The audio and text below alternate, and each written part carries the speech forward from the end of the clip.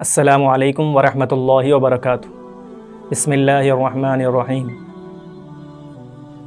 بہت سے کام ایسے ہیں جس میں دنیا اور آخرت کا ایک ساتھ فائدہ ہوتا ہے۔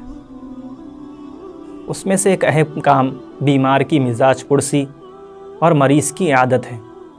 آپ صلی اللہ علیہ وسلم نے مسلمانوں پر جو 6 حقوق بیان کیے ہیں، اس میں سے ایک اہم حق بیمار کی مزاج پرسی اور مریض کی عیادت ہے۔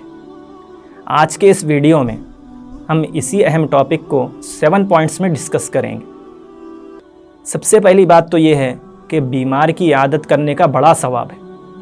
آپ صلی اللہ علیہ وسلم نے فرمایا، جو کوئی بیمار مسلمان کی عیادت کرتا ہے تو وہ مسلسل جنت کے ایک باغ میں ہوتا ہے۔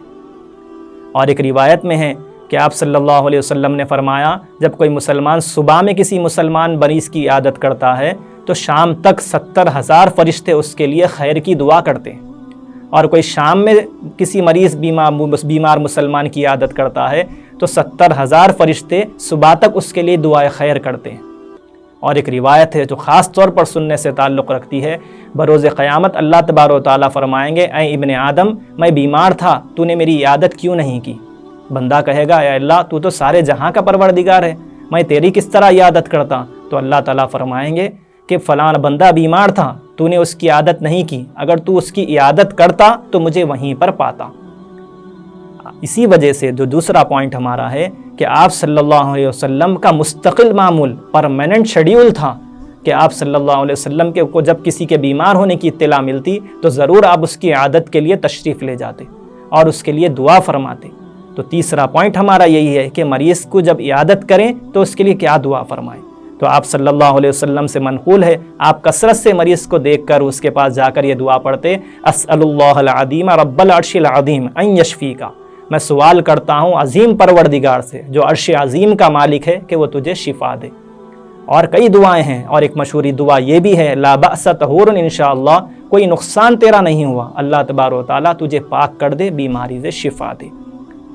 اب 2 چیزیں تو ہو گئیں کہ آپ صلی اللہ ثواب بڑا ہے مریض کی عیادت کا، ایک چیز ہو گئی آپ صلی اللہ علیہ وسلم کا مستقل معمول تھا مریض کی عیادت کرنے کا، اور دعا بھی دینا چاہیے مریض کو تاکہ اس کو تسلی بھی ہو اور اس کو شفا حاصل ہو۔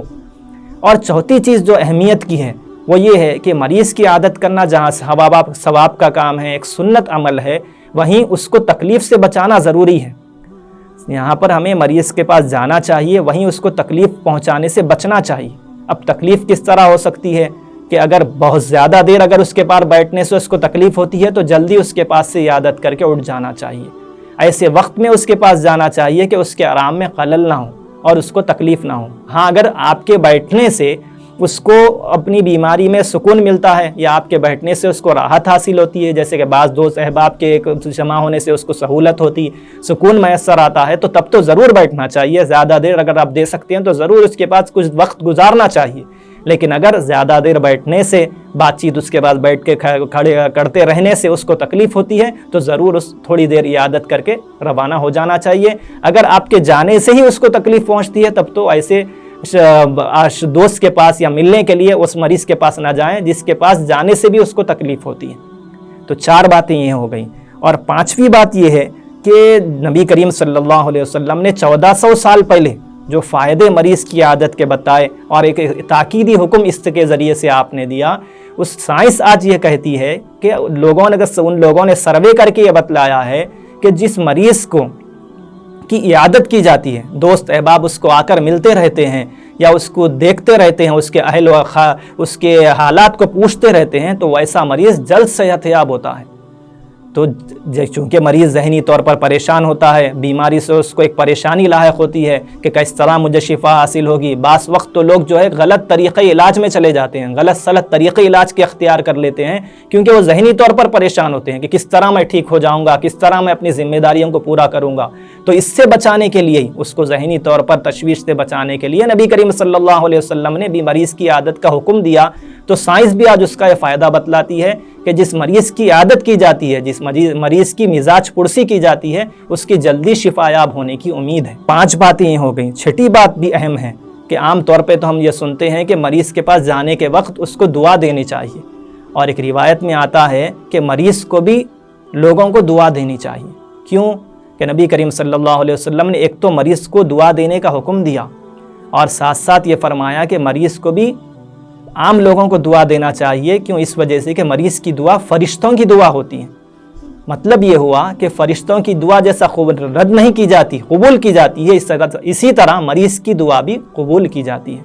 اور ایک روایت سے اگر ہم اس روایت کو جوڑ دیں تو یہ بھی پتہ چلتا ہے کہ نبی کریم صلی اللہ علیہ وسلم نے فرمایا جو کوئی مسلمان کسی مسلمان کے غائبانے میں اس کے حق میں دعا کرتا ہے تو فرشتے آمین کہنے کے ساتھ ساتھ یہ بھی کہتے ہیں کہ اللہ اس کو بھی اسی طرح عطا کر، اس کو بھی اسی طرح خیر عطا کر۔